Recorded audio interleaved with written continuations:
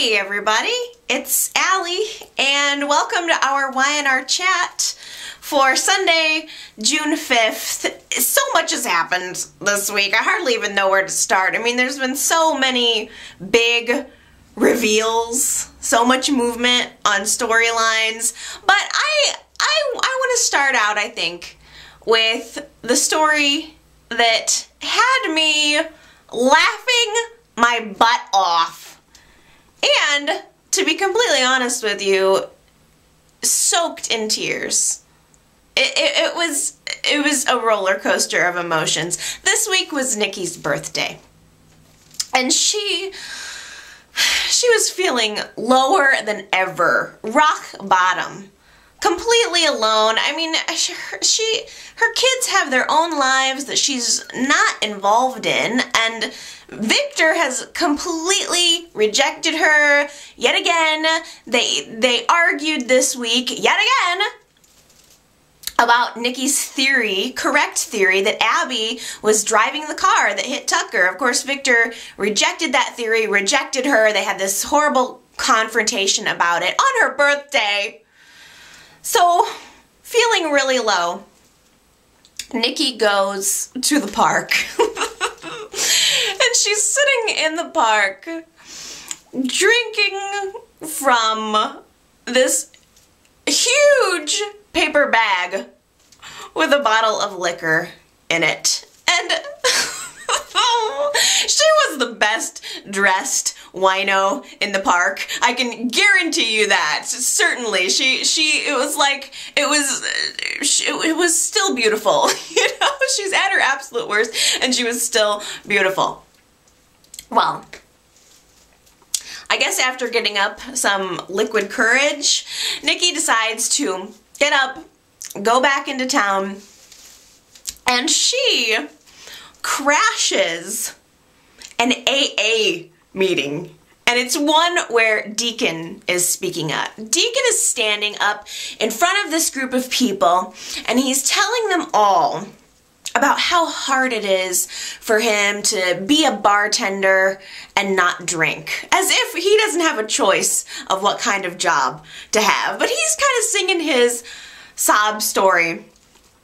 And Nikki comes in, and she's sort of slurring her words and kind of bumbling down the steps into the meeting hall, and she rips into Deacon in front of everybody. It's no holds barred. That's why I loved it. She's saying to everyone, everyone in the room is very quiet, while Nikki is like, don't feel sorry for this man. This man was driving the wagon that I fell off of. In fact, he pushed me off of this wagon, just giving me a little taste of alcohol, setting me up until I was a full-blown alcoholic again. Woo! It was like a wonderful culmination of all of these months of Nikki drinking out of her purse at a christening and taking little swigs here and there. It was full on Nikki. And the moderator of this meeting is like trying to keep her under control. She's obviously making a complete ass of herself. But Nikki's like, you know, no, what? You're not gonna control me. Let me tell you a thing or two. And she starts talking about how this whole AA thing is a crock. It's just a crock. And you can pretend if you want, people, that this is helping you. But the fact is that we all go home alone. We all have to go back to our pain and back to whatever it is that we're running from. And she makes this, I mean, it's crazy, but it's also has this just truth in it, you know? It's an overwhelming truth. And she makes this great statement about how anything can be an addiction. And it's so true, you know, she says, you know, doesn't matter if it's booze or if it's drugs or if it's sex or if it's food and she kind of pauses and she says, or if it's a relationship that you keep getting involved in, expecting things to change and they never do. And she just is getting all of this out, and you can almost see right through her exactly what she's feeling. And it was funny, but it was so sad.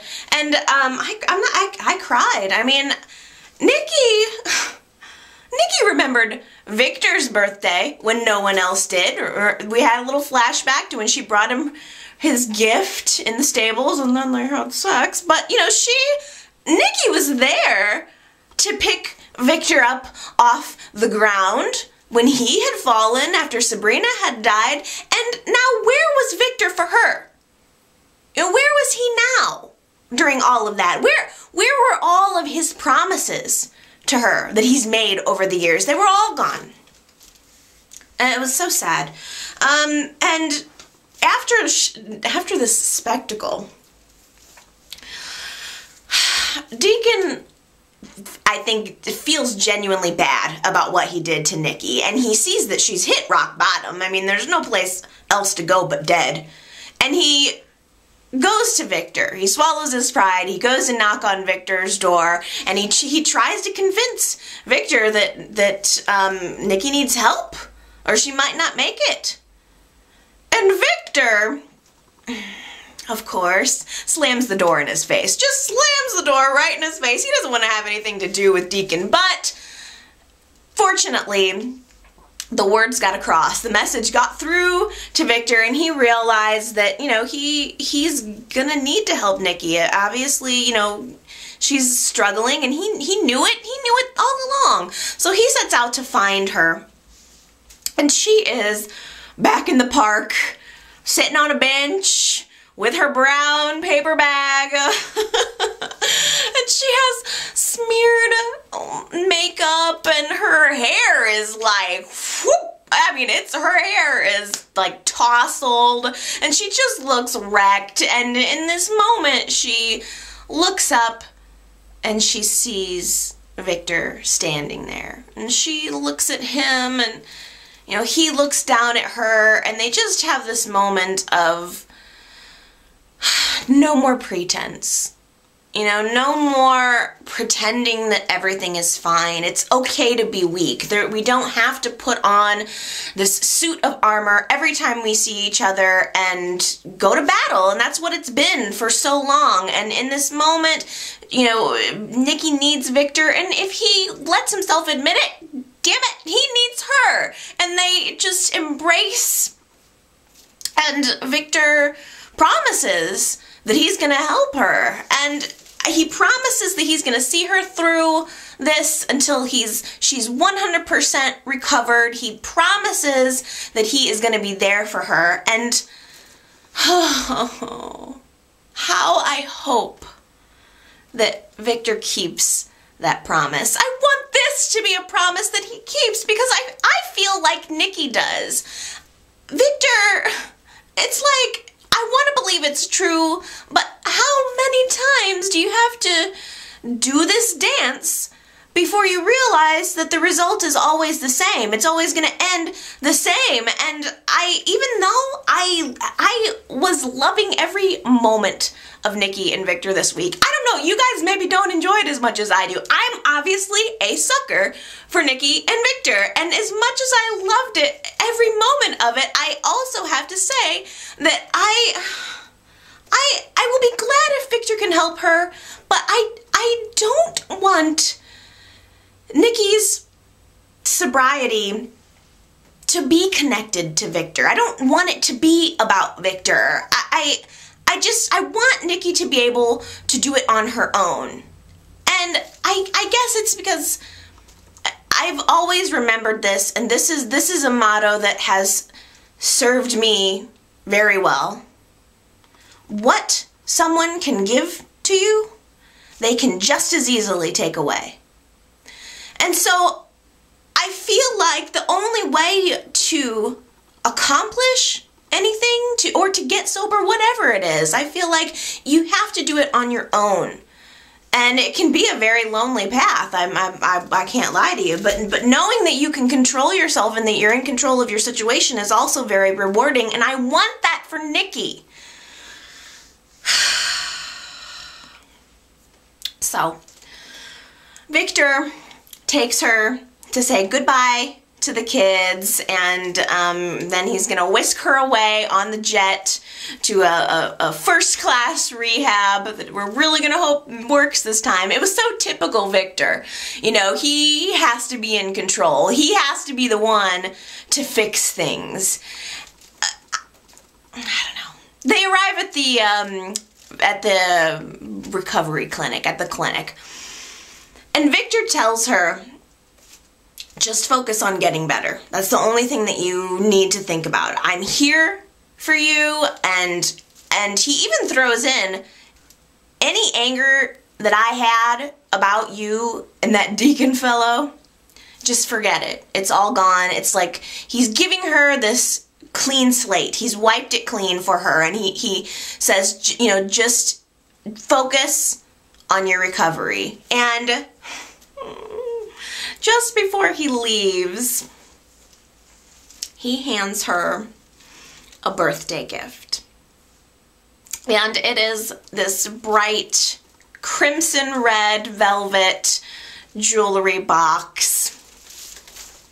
And inside of it is a bracelet with these little charms hanging off of it. And the charms are the Chinese symbols for courage and strength.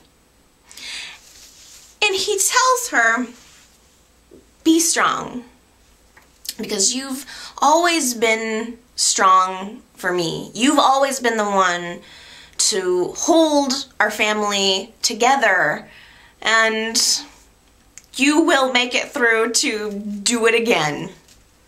Out in old San Pueblo, New Mexico, Nick and Adam are out looking for evidence to prove that Sharon did not kill herself. And guess who decided to surprise tag along? Diane. Of course. You know, I want to believe that her intentions are good. I want to believe that, but my gut said from the very beginning that Diane was along on that trip just to be there to ingratiate herself with Nick. And, of course, to solidify her meal ticket with Adam, because the minute he decides to kick her out, she's got nowhere else to go. Adam is her last resort. Well, this whole investigation thing, it happened pretty quickly. It was resolved pretty quickly. The New Mexico detective guy filed a report saying that Sharon's car obviously hydroplaned before she crashed, so they shouldn't have any trouble proving that, you know, that Sharon actually didn't kill herself, and they can reverse the coroner's report, and they can remove this black mark from Sharon's memory. But before Adam went back to Genoa City, he ended up at this town festival. And yes, it was the very same town festival that Sharon and Sam and Piper and Fanny were attending as a new little family.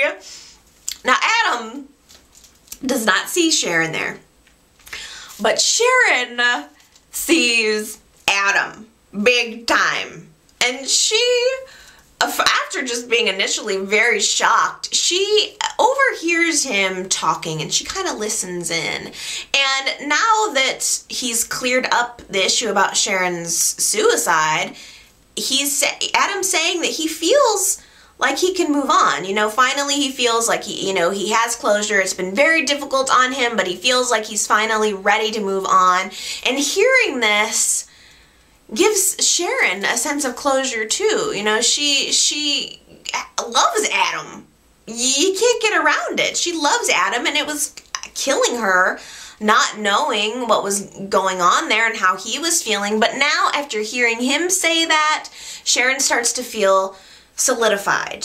in her decision to, you know, stay at the farm. And she realizes that her life with Adam is in the past, and that her life now is here on the farm with Sam, which coincidentally was the same realization she had in New Orleans, only it was that her life with Nick was in the past and now Adam was her future. But either way, after Sharon kind of comes to this conclusion, leaves the town festival, Adam actually runs into the guy whose wife was driving Sharon's car that got into the accident. She's the one that actually died. And this guy mentions to Adam, hey, are you sure that your wife actually died? Because my wife went missing the very same night. And is it possible there was a mix-up? And Adam, sadly, quickly writes him off. You know, he doesn't pursue it. He doesn't seem to think it's at all possible. He saw the ring on Sharon's charred finger, and he doesn't have any hope for her still being alive. So he doesn't give this guy a card. He doesn't say, call me, nothing. Adam just left, and it was very sad. It, like, you know, kind of it dashed something, you know. But I don't know. I guess as much as I love seeing Sharon at this farm life, I do miss seeing her with Adam, because Sharon was what sold me on Adam. Sharon was what made Adam human to me. You know, I want to believe that Adam loves Sharon and Sharon only, that it was her love, for him that changed him. And I mean, I just feel like Sharon is what redeemed Adam in my eyes, and I don't want him to just go back to being this manipulative character now. So it was very sad to me that he didn't take the bait, because now he has no further reason to believe that Sharon could possibly still be alive. There's no hope. He has no reason to look for her, whatever. That's it.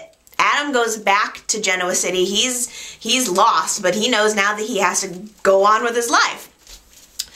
So, a few hours ahead of him, Nick gets on a plane back to Genoa City. And he's, you know, sitting in his plane seat in first class. And who do you think sits down right next to him?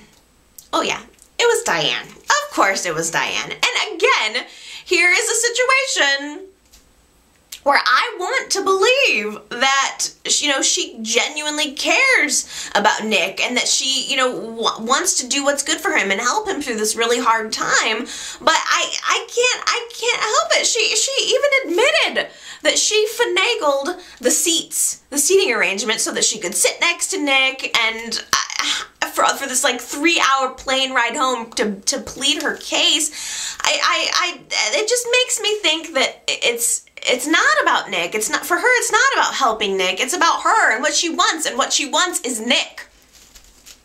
So the plane ride actually ended up turning out to be really good, though. I can't complain, because, like, they both let it all hang out. It was pretty much no holds barred. I mean, like, she is letting loose about how she feels the relationship failed. He's doing the same. Like, each one of them is blaming the other one for the reasons why that the relationship didn't work. And this whole time, Nick is slinging back shots of alcohol, just slinging them back, and just getting drunker and drunker, and getting realer and realer with Diane, and really laying it out on the table. And I also realized that I loved slightly drunk Nick. It was very appealing to me. He was relaxed. Not that Nick isn't always relaxed, but he was honest. There was something about it that just felt a little different. It was like, it was just very good. He was just very honest. And I don't know, I'm very into Nick right now. He looks really good. Like, his hair is in a good place, and his bod is really rocking, and he's just so cute to me right now. I'm ready to start seeing more Nick Bring on the more Nick. Well, actually, I got my wish very shortly afterwards, which was lovely. So, after the plane lands, Diane and Nick go their separate ways. Diane goes back to her hotel room. She's sitting on the bed. She's making some phone calls, whatever, no big deal. There's a knock on the door. Diane goes to open the door. Nick is standing there with this look on his face, and before you know it, he just steamrolls her right onto the bed. It was like, I don't know if it was the alcohol. I don't even care if it took 5 shots to make it happen. Nick is like just on her. It was nice. It was passion. I appreciated it. And Nick is such an attentive lover.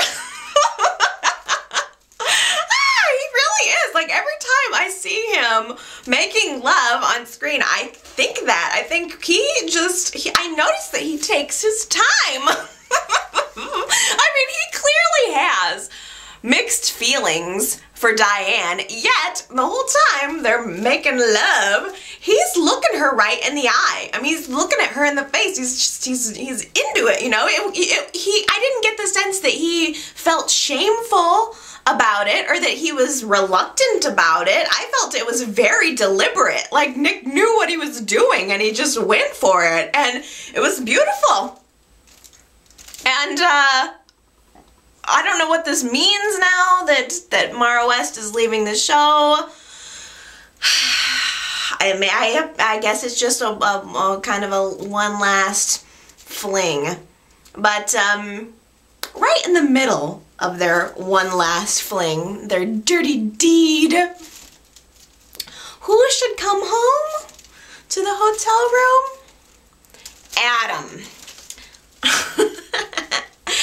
Adam walks right in, takes one look at Nick and Diane on the bed, sees what's going on, and then slowly backs out of the room with no one being the wiser. It was very like, okay. Closes the door, and then you just see this look on his face like, does anybody know how to say leverage? I really think that Sam is Tucker's son. Somebody mentioned this theory to me about 2 weeks ago, and the more I think about it, the more sure I am. Because first of all, look at Sam. Doesn't he just look like he could be Tucker's son? They look like they could be father and son. And I mean, like, Sam spends all of his time worrying about what's in Sharon's past. But look at this guy. This is a man with a story. You know, he has a story too. There's something behind the eyes. And I just am wondering, could it be that he knows that Tucker is his father and he feels that his father abandoned him, so he wanted to do something completely different with his life? You know, he wanted to do something that's completely opposite. Like, Tucker's this high-powered businessman, and Sam has chosen this simple life of love and honesty and charity, and you have to admit, it kind of makes sense. You know, I feel it. And second of all, now that Adam and Nick have completely closed the book on Sharon, and Sharon has accepted her new life, you know, she's not looking back, or she's trying to completely move on, what else is there to bring her back to Genoa City, which we all know has to eventually happen. Eventually Sharon needs to come back into town, something needs to happen, and I just feel like this has got to be it. I mean, I don't know, I'm telling you, unless they are casting somebody completely new to play Tucker's son, I wouldn't even be the least bit surprised if Paul showed up at Sam's farm knocking on the door any day now. Because Catherine and Paul are totally on that case. They're rooting around through Tucker's things, trying to find out who the son could possibly be, and Catherine wants to carry out Tucker's wishes and give this kid the money that he deserves. But, you know, it's so weird because Catherine is very into her responsibilities for Tucker, where Tucker is concerned now. And it's just too bad that she wasn't as concerned about him when he wasn't a vegetable. Oh no, I have to say, I'm disappointed in Catherine this week because I just have this feeling that she's trying to make up for all of the time that she spent on the outs with Tucker by trying to, I don't know, one-up Ashley in the affection department. You know, like, she's a better, you know, she loves him more. It's almost like this struggle about who loves Tucker more. And Ashley overheard Catherine and Paul talking this week and learns that Tucker had a son. Ashley had no clue that Tucker had a son. And Catherine actually said to her, maybe Tucker didn't tell you that he has a son because he didn't completely trust you. Like, I just feel like that was below the belt. It was just wrong to say. And if Tucker were alert, he would not want Catherine treating Ashley this way. Oh. When is Tucker going to wake up anyway, you guys? It's been like 3 weeks. Isn't it time for him to sit up and have a moment? Well, Ashley actually went to the hospital this week, and she ignored the restraining order because she wanted to try to, like, talk him out of this coma. She had some things she wanted to say to him, especially after learning that he had a son. She wanted to talk to him, and the moment that she leans in to give him a kiss, he has, like, a fit. Suddenly, like, the alarms start going off, doctors start rushing into the room, Catherine rushes into the room and thinks that Ashley just tried again to kill Tucker, which seriously, Catherine? Seriously? You've known Ashley all her life. Can't you tell the difference between someone who is genuine and someone who means harm? I would think that Catherine is a better judge of character than that. Ugh. So Ashley gets arrested again. And this time her bail is revoked. She's in jail until the trial happens. So she's stuck there. It's horrible, and Michael can't get her out of it. And by the way, speaking of Michael, I've been meaning to mention this for weeks now. I don't mean to be mean, because you know I love Michael. He's probably my favorite man on the show. But, you guys, what is going on with his hair? It is bad right now. It's worse than it's ever been. It's really bad, and I don't even know how to describe it if you haven't noticed it. It's like the opposite of Kevin's new wave hip haircut. Michael's hair is so square and so, like, traditional looking, and it's just hairsprayed weird, and it just looks like he pulls it out of the closet in the morning and then carefully sets it onto his head, and then it doesn't move. It's so ick. It's just ick. I'm sorry, Michael, but it needs to be fixed. Somebody needs to get on that stat. Fix his hair. Anyway. What do you guys think about Deacon and Abby? This is like the second or third time that we've seen Abby at the bar taking advice from, like, the biggest screw up in Genoa City. Like, the last person you'd ever want to take advice from. But Deacon's sitting there giving her this advice, and she seems to listen to him. I don't know why. I mean, I'm just wondering, I don't know, is there a little bit of romance brewing there? I don't know. Against his advice, Abby orders herself a screwdriver, and she starts drinking again. It's so ridiculous.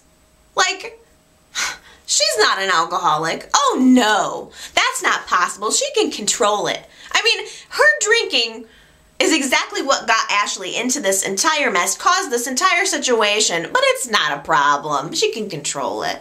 It just bothers me. But this time, luckily, it was a good thing. She takes a sip of alcohol and she flashes back to the night of the accident. And she has a full realization that she was the one driving the car. Yay! Yes, finally. I feel so good. I was tired of her having her amnesia, her convenient amnesia about this horrible thing that she did. And I just wonder, like, now that she knows, is she gonna come clean? Or is she gonna let Ashley take the fall for it? I don't know, because Ashley is very insistent on not wanting the truth to come out, so I'm not sure exactly how that's gonna play out. And I owe you guys a huge apology, because when the accident happened, I was interpreting the thing like Abby stepped on the brakes before impact. You know, they showed these scenes of, you know, Abby's face, Tucker's face, and then down to the pedals. And when I watched that scene, to the pedals of the car, when I watched that scene, I thought that Abby was stepping on the brakes right before impact. But upon rewatching it, she stepped on the accelerator. Huge difference. I mean, that changes like everything, you guys. On top of all of this mess, Abby meant to hit Tucker. Well, how did everyone feel about the Memorial Day show? It was our goodbye to Chance. He's gone. He's back into the service now, and Catherine and Murphy raised a flag in his honor, and it was all very patriotic for Memorial Day. I was happy to see Chance tie up his loose ends with Chloe, and that part made me happy. For as much as Chloe grieved over Chance's death, when it was revealed that he was still alive, there wasn't very much focus on it. It was, I mean, they just moved him right into this Heather situation that didn't work out. But so it was nice to see him and Chloe have some moments together, also with Deliah, and, you know, deciding that they still want to be friends. And honestly, I thought it was even nice to see the resolution with Heather, even though she's not my favorite person. Chance made it sound like, I mean, to Chloe at least, Chance made it sound like she was his lost love. You know, she was the one that he truly loved, not Heather. So, you know, his goodbye with Heather was not overly drawn out. It was not overly emotional. It was just very goodbye. So I was kind of happy to see that over with. The hardest thing about all of this was watching Nina come to terms with his leaving. I mean, Nina always gets me. This woman knows how to make me cry. Ultimately, she just wanted her son to be happy, and so she came to the conclusion that that meant letting him go, which was very sad. But she still hates Heather. She still blames Heather for rejecting Chance, and she thinks that's the reason why he left, and frankly it is. I mean, it is. It's part of the reason. If things with Heather and Chance would have worked out, he would have stayed around. So in part, Nina is right, but I don't know, I hate that this is coming in between Nina and Paul. You know, they're such a good couple. I would like to see Nina and Paul get married someday. That's what I'd like to see. And so I just feel like that would be special. So I hope that they're able to resolve this rift. But I don't know. I felt it was a fitting goodbye for Chance. I didn't feel passionately about him within these last couple of months, but again, they didn't focus on him. I had no reason to care about him. So I mean, I wasn't overly sad to see him go, but you know, I still want to pay him goodbye. You know, I felt like it was a fitting goodbye, and I'm sure we'll see him again sometime in the future. You know, people come and go, and I'm sure he'll be back. But until then, my favorite line during the whole Chance thing, the whole goodbye, it came from Catherine. It was so funny. Chance was just about to leave, And Catherine looks him right in the eyes and says, listen, if you need anything, don't hesitate to ask. I know a couple of generals. I'm not gonna lie to you guys. These custody cases are just really wearing on my nerves. I'm gonna have to make it short because I can't even pretend that I'm that interested in these. Kevin tried to talk some sense into Chloe this week about her suit against Billy. It's so ridiculous, and it's funny because like Chloe seems all consumed with this battle to get full custody of Deliah, when Billy, all he can think about is the Lucy situation. It's kind of weird. I don't know, but anyway, Kevin tried to nail Chloe down this week and ask her, like, what is this really about? You know, is it about Billy? Do you still have feelings for him? Is that what this all is? Because I'll take it a step further. How is taking Deliah away from her father what's best for her? I feel like a broken record. I've said that a million times. And when Billy was doing this to Chloe, she didn't think it was very great. She knew it was ridiculous. She knew that a child needed two parents then. So why are some people just totally unable to put the shoe on the other foot? I mean, I'm just always very able to put myself into other people's shoes. So I easily identify, I easily empathize with other people. So I don't understand why some people can't do it. I mean, a child has two parents, enough said. Now, Lucy, I just wish that she would stop getting bounced around. I mean, first she's with Billy and Victoria, then she's with CPS, then she's with Phyllis, then she's with Daniel. Enough already. The only good thing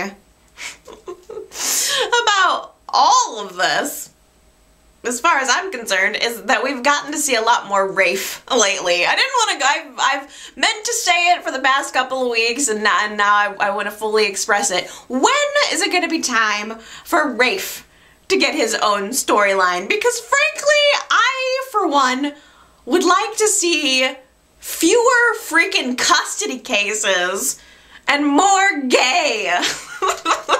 Let's replace half of these custody cases with some gay, and then, you know, things brighten up. I don't know how you guys feel about that. I feel like you're a pretty hip audience. Do you want to see Rafe back on the show? Do you want to get some good gay going here? Leave me a comment. Let me know what you think about that. I don't know whether I like it or not. I guess the Lucy thing is raging on. The judge awarded full custody to Daniel this week, and he intends to just turn right around and sign away those parental rights over to Billy and Victoria. And I'm just at a point with it where I feel like if it's what Daniel wants, I feel like if he's the parent, if he wants, seeing Daniel with Lucy, it's touching, it's heartwarming, but if he wants Billy and Victoria to raise his child, then I feel like maybe that's just what, I guess I just have to support it. But what do you know, there's a hitch in the plan. There is a red-headed she-devil snake that has slithered back into Genoa City. And as much as I say that, Daisy, I actually really like the character of Daisy. I know it's crazy, but for some reason this actress just exudes evil in the right way for me. So I do enjoy seeing her on the screen. And she's back in Genoa City, and she's landed right into Phyllis's lap. So I hope you get what you bargained for, Phyllis, because Daisy may be the only one on your side.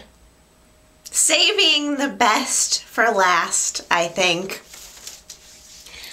Everything about the Kane situation was revealed this week. And I do mean everything. It was literally like Y&R crammed 3 months of a storyline revelation into 1 week. It was intense. So here's the big news for anybody who doesn't watch the show. Are you ready? Cain is alive. Oh, wow. Now, I don't want to brag predicting this, but I did predict this. Of course, I also clearly recall the day that Cain died.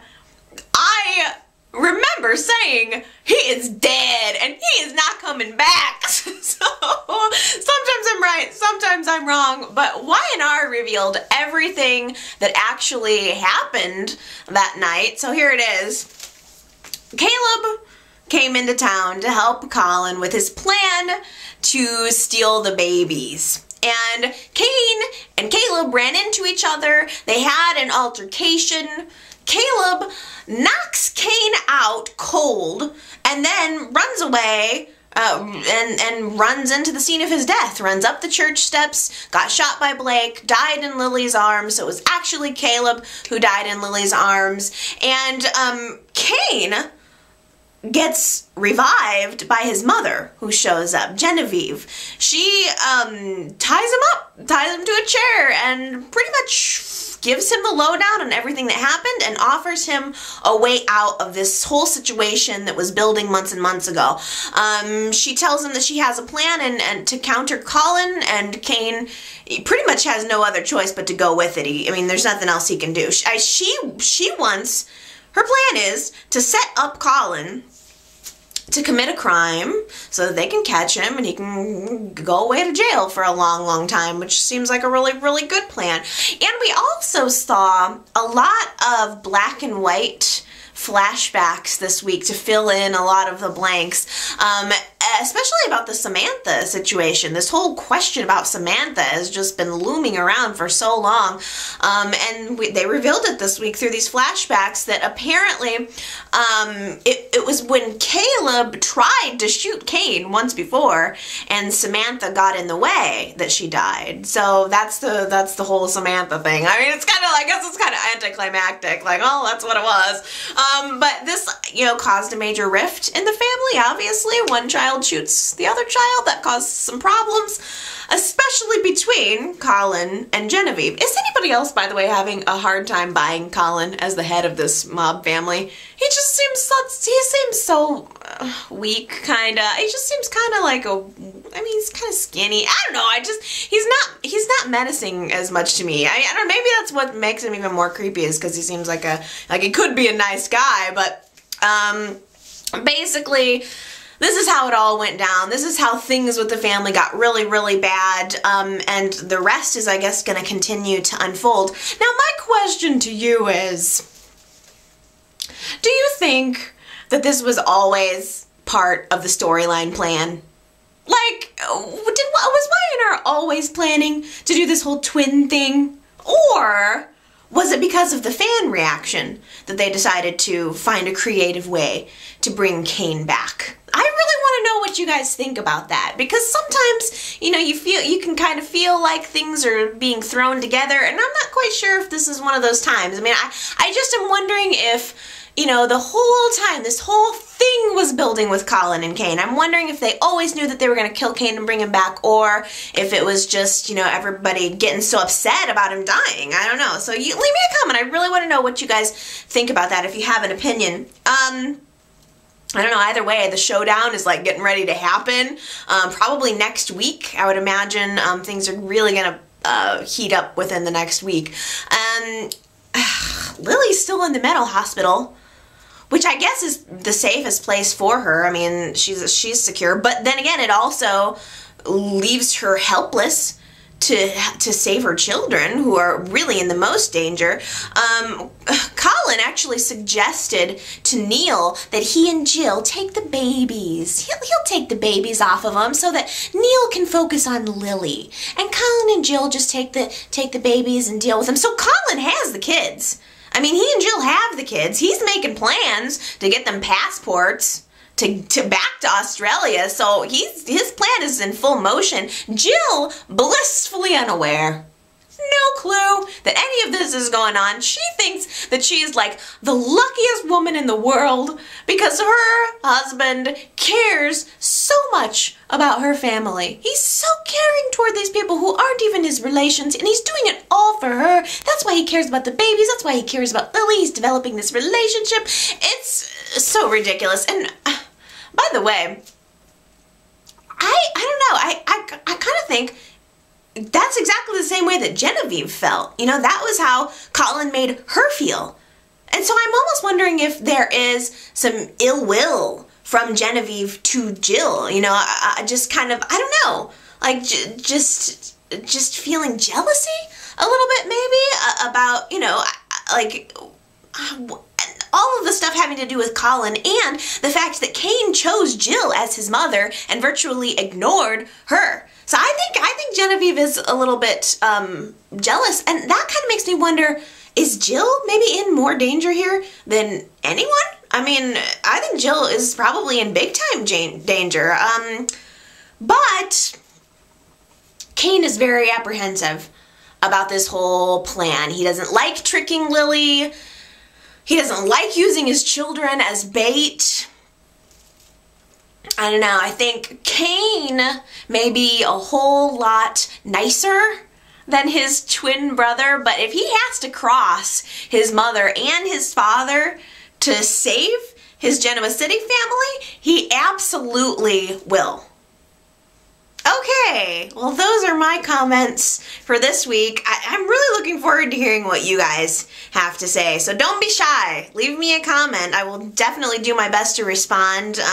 Rock my world. Tell me what you think is going on with all of the storylines. It's like the highlight of my week, hearing all of your ideas about the show. So I think that's it for me for now. I hope that you guys have an amazing week. I'm looking forward to talking to you this week and again next week. I will be back next week. There's a slight chance that it might be like an audio or a quickie version, but because I have something very important to do on Sunday, but I'm going to try so hard to make it regular. I will do something. If it's not a full video next week, I will do something, but just a heads up that it's possible. But like I said, I'll do my best, because this is like the favorite part of my week too. So, all right, everybody. Until then, I love you guys, and I'll see you next time. Bye.